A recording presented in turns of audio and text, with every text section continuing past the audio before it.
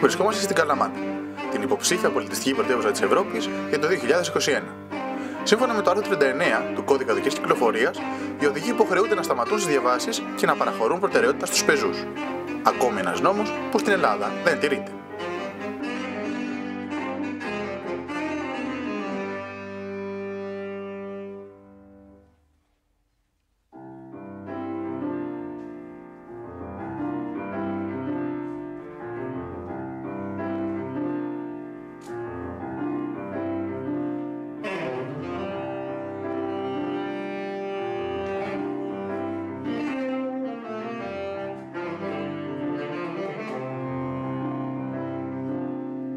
Η πόλη μας φιλοδοξεί να γίνει η πολιτιστική πρωτεύουσα της Ευρώπης για το έτος 2021.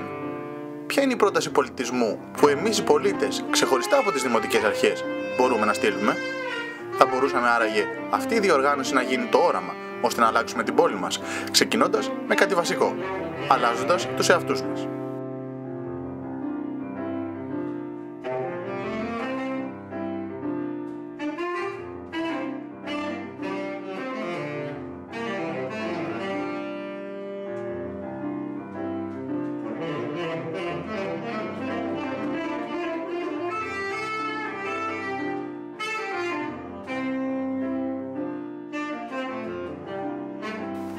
Δεν πρόκειται απλώς για την τήρηση ενός κανόνα.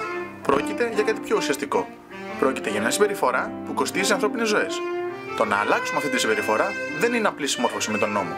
Είναι απόδειξη πως μπορούμε να παραμερίσουμε για μια στιγμή τη βιασύνη και τη βολή μας και να παραχωρήσουμε προτεραιότητα στον συνάνθρωπό μας. Πως πεζός είναι πιο ευάλωτος στα δυστυχήματα.